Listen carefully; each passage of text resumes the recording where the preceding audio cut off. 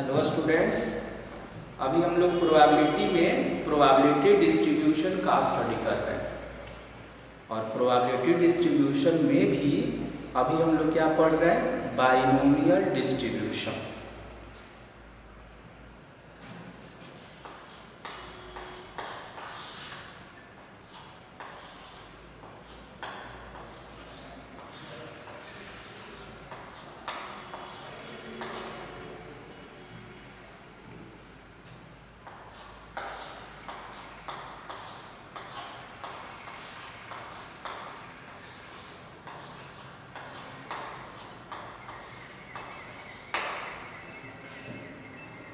Binomial distribution.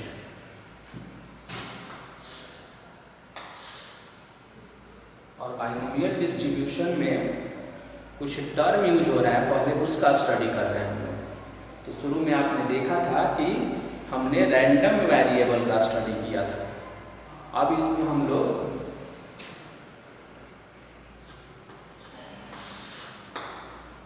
एक term use होगा जिसका नाम है बर्नौली ट्रायल। तो अभी हम लोग बर्नौलीज ट्रायल का स्टडी करेंगे। इसको हम ऊपर देते हैं।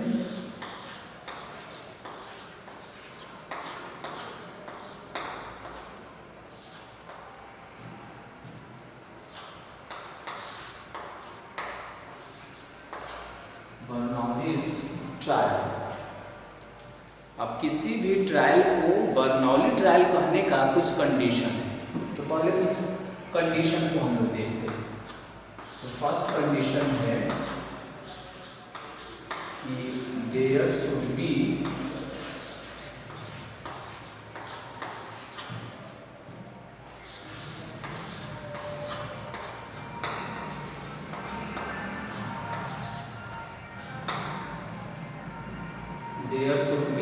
finite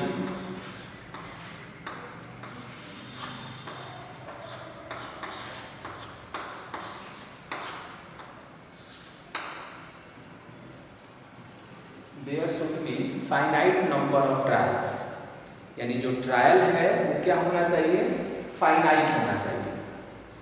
फाइनाइट होना चाहिए, ये बहुत इंपॉर्टेंट है। फाइनाइट का सेंस ये होता है कि उसे 2 टाइम्स जो है टॉस किया गया या उसे 5 टाइम्स परफॉर्म किया गया, ये सिचुएशन होना चाहिए। तो पहला कंडीशन ये है कि जब हम बाइनोमियल डिस्ट्रीब्यूशन का स्टडी करते हैं तो उसमें बर्नौली ट्रायल का होना बहुत जरूरी होता है। तो बर्नौली ट्रायल के लिए पहला कंडीशन है कि there should be finite number of trials. Okay.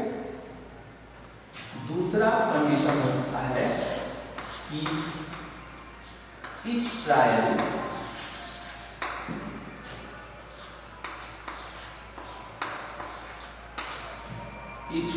has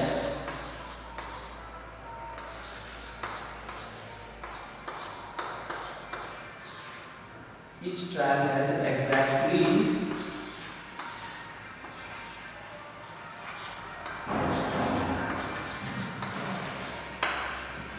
each trial has exactly 2 outcomes। कह रहा है कि प्रत्येक ट्रायल का एग्जैक्टली 2 आउटकम होना चाहिए।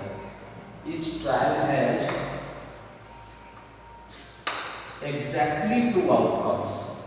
और जो 2 आउटकम होता है, जैसे आप लोगों ने सुना होगा true false, on off, success failure, इस तरह का सिचुएशन जिसके सिर्फ 2 रिजल्ट हो सकते हैं, जैसे ऑन करना, ऑफ करना, ट्रू होना, फॉल्स होना, ओके, डे होना, नाइट होना, इस तरह का जो सिचुएशन होता है जिसके 2 आउटकम होते हैं, 2 आउटकम्स।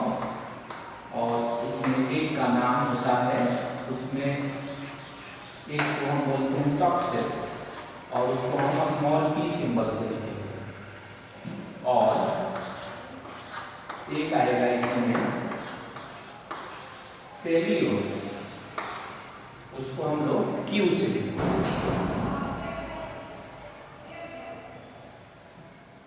कह रहा है कि प्रत्येक ट्रायल का 2 ही आउटकम होना चाहिए। एक जो है सक्सेस कहलाएगा और एक जो है फेलियर कहलाएगा। तो कह रहा है कि बर्नौली ट्रायल होने के लिए प्रत्येक ट्रायल का जो है each trial has exactly 2 outcomes.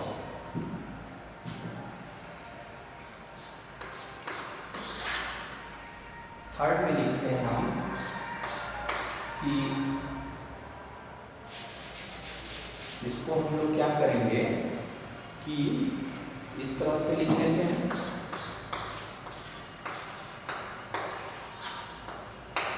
Probability of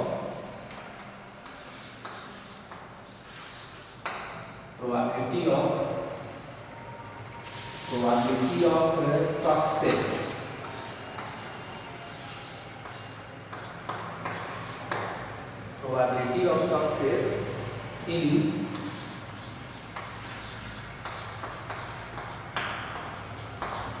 probability of success in each trial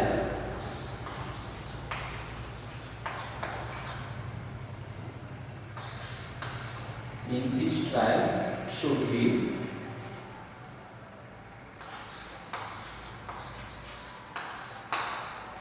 same. कह रहा है कि जो सक्सेस की प्रोबेबिलिटी है वो प्रत्येक ट्रायल में सेम होना चाहिए हमेशा। तो क्या क्या लिखा हमने कि there should be a finite number of trials, यानी ट्रायल की संख्या क्या होनी चाहिए, फाइनाइट होना चाहिए। ओके, और दूसरा क्या है, each trial has exactly 2 outcomes, प्रत्येक ट्रायल का एग्जैक्टली 2 आउटकम होना चाहिए। और थर्ड में क्या है कि probability of success in each trial should be same. कह रहा है कि probability of success in each trial, कह रहा है कि प्रत्येक ट्रायल में सक्सेस की प्रोबेबिलिटी जो है वो सेम होना चाहिए। और चौथी बात एक और आप अटैच कर सकते हैं कि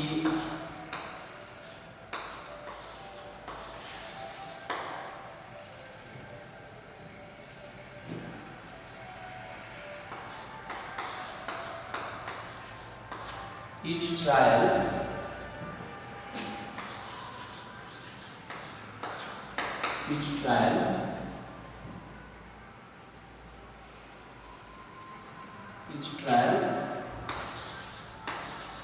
must have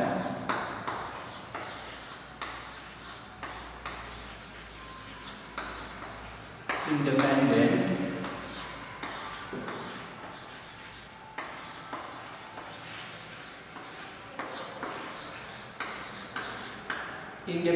from each other. कहता है कि प्रत्येक ट्रायल जो है एक दूसरे से इंडिपेंडेंट होना चाहिए, यानी प्रत्येक ट्रायल मतलब जितने सारे ट्रायल है वो सभी ट्रायल्स जो है एक दूसरे से स्वतंत्र होना चाहिए, यानी एक जो है दूसरे को प्रभावित नहीं करना चाहिए। ओके, तो फाइनली हमने क्या क्या देखा बर्नौली ट्रायल के लिए। बर्नौली ट्रायल कब कहेंगे कि there should be finite number of trials, finite number of trial होना चाहिए। दूसरा, each trial has exactly 2 outcomes, प्रत्येक ट्रायल के सिर्फ 2 आउटकम होना चाहिए, जिसमें एक को कहेंगे सक्सेस और दूसरे को कहेंगे फेलियर। सक्सेस को P से डिनोट करेंगे और फेलियर को Q से डिनोट करेंगे। Probability of success in each trial should be same. कह रहा है कि सक्सेस का जो प्रोबेबिलिटी है वो प्रत्येक ट्रायल में सेम होना चाहिए, और जितने भी ट्रायल है वो सभी एक दूसरे से इंडिपेंडेंट होना चाहिए, स्वतंत्र होना चाहिए। अगर ये चारों क्वालिटी किसी ट्रायल में है तब हम उसे कहेंगे कि बर्नौली ट्रायल है। And we should always remember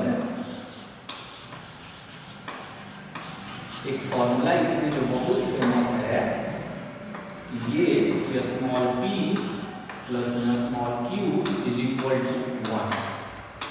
अब कहेंगे कि स्मॉल p क्या है, तो आप बोलेंगे सक्सेस प्रोबेबिलिटी, और स्मॉल q क्या है, फेलियर प्रोबेबिलिटी, यानी सक्सेस प्रोबेबिलिटी और फेलियर प्रोबेबिलिटी का सम 1 होना चाहिए। ये है बर्नौली डिस्ट्रीब्यूशन। जब बर्नौली डिस्ट्रीब्यूशन को हम जान जाते हैं तब आता है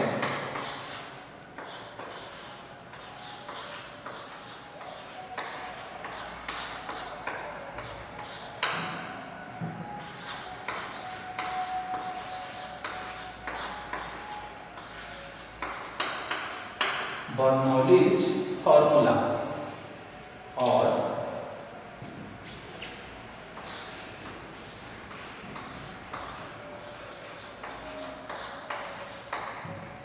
फॉर्मूला फॉर बाइनोमियल डिस्ट्रीब्यूशन। इसके लिए एक फॉर्मूला डेवलप करेंगे जिस फॉर्मूले से हम लोग क्वेश्चन को करेंगे, और वो फॉर्मूला क्या है? तो अगर ऐसा हो कि small n is equal to number of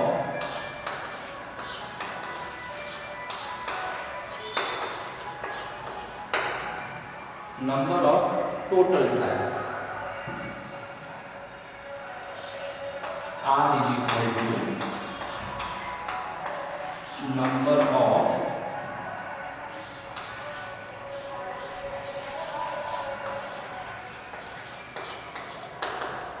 success events। क्या बोलेंगे? Number of success events is equal to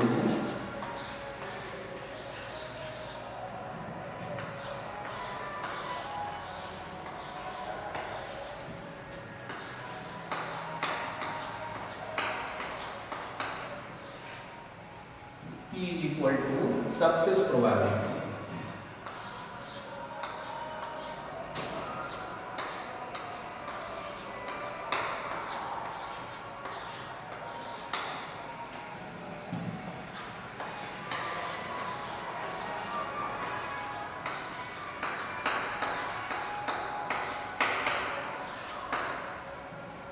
Q is equal to failure probability. P को कहेंगे सक्सेस प्रोबेबिलिटी और Q को कहेंगे फेलियर प्रोबेबिलिटी। N क्या है? नंबर ऑफ टोटल ट्रायल्स है। R क्या है? नंबर ऑफ सक्सेस इवेंट्स है। P क्या है? सक्सेस प्रोबेबिलिटी और Q क्या है? Failure probability. तब कहता है कि then probability of R success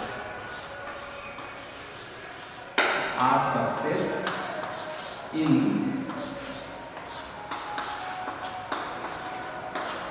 n trials is given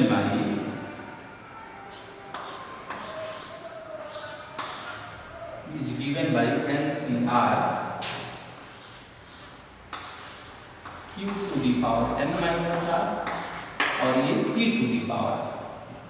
Q का जो पावर लिखा जाता है अपर माइनस लोअर करके, और P का जो पावर लिखा जाता है, ये जो लोअर होता है वही इसका पावर बनता है। अब इसमें सिंबल देखिए कितने वेराइटी का है। C कॉम्बिनेशन को इंडिकेट करता है जो आप ऑलरेडी फैक्टोरियल केस से जानते हैं।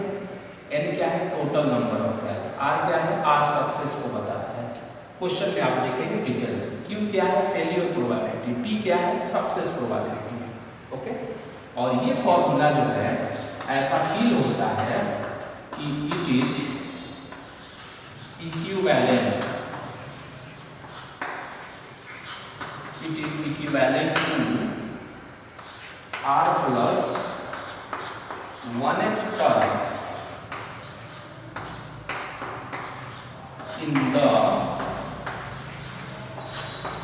in the expansion of Q plus P to the power। ऐसा फील होता है कि ये जो फॉर्मूला है वो बाइनोमियल थ्योरम जो हम लोग पढ़ते थे अलजेब्रा में, इसीलिए तो इसका नाम है बाइनोमियल डिस्ट्रीब्यूशन। इस फॉर्मूले को देखकर आपको फील हो रहा होगा कि binomial theorem for positive integral index में इस तरह के फॉर्मूले को हमने देखा था। तो वहीं हमने लिखा है कि ये फॉर्मूला जो है इक्विवेलेंट है R प्लस 1वां पद के, किसमें? इसके एक्सपेंशन में। अब इस बात को समझने के लिए आपको बाइनोमियल थ्योरम देखना चाहिए। मेन जो मेरा फॉर्मूला है वो ये है मेरा formula, NCR Q to the power n minus r और p to the power r। और इसमें जितने सारे सिंबल यूज हुए हैं उसका मीनिंग, यही मेन फॉर्मूला है और इसी मेन फॉर्मूले से हम लोग इसका स्टडी करते हैं। अब इसमें एक हम लोग बनाते हैं बाइनोमियल डिस्ट्रीब्यूशन टेबल बनाते हैं।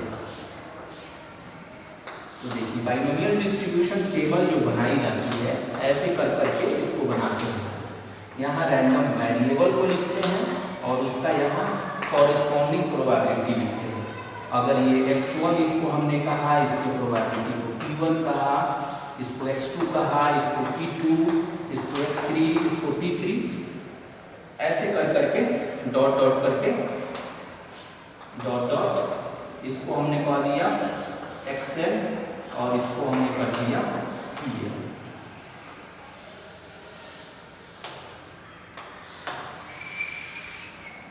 इस तरह से तो इस तरह से जब हम करेंगे तो इसी को हम बोलते हैं बाइनोमियल डिस्ट्रीब्यूशन टेबल। अब इसको यूज कैसे करेंगे तो वो हम लोग प्रॉब्लम में देखेंगे। और ये भी हमेशा ध्यान रखना है इसमें कि p प्लस q का वैल्यू 1 होता है। दोनों में से कोई एक वैल्यू अगर मालूम रहेगा तो दूसरे को हम कैलकुलेट कर सकते हैं। जैसे p का वैल्यू 1/3 है तो q का वैल्यू 1 माइनस 1/3 हो जाएगा। ओके, तो क्या क्या ध्यान रखना है कि सबसे पहले हमको बर्नौली ट्रायल को ध्यान रखना है। और ये सारा रूल तभी एप्लीकेबल होगा जब ट्रायल जो है बर्नौली होगा।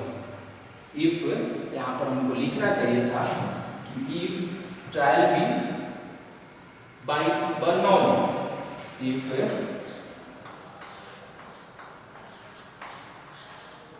ट्रायल बी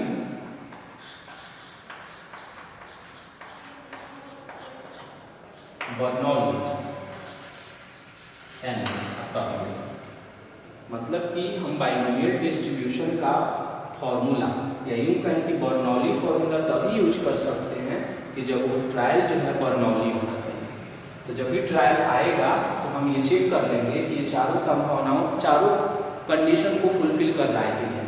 कि फाइनाइट ट्रायल होना चाहिए, प्रत्येक ट्रायल का 2 ही आउटकम होना चाहिए, सक्सेस का प्रोबेबिलिटी हर ट्रायल में सेम होना चाहिए, और चौथा कि सभी ट्रायल जो है एक दूसरे से इंडिपेंडेंट होना चाहिए। यानी पहली ट्रायल में जो सिचुएशन ऑकर होती है वो दूसरे ट्रायल में जो सिचुएशन ऑकर होती है उन दोनों में कोई कोरिलेशन नहीं होता है। इसीलिए कहता है कि इस trial must have independent from each other. Okay, अब हम इसके प्रॉब्लम को देखेंगे। ओके, प्रॉब्लम को देखने से पहले कुछ और भी बातों को इसमें जानना है, तब हम लोग इसके प्रॉब्लम को डिस्कस करेंगे। ओके।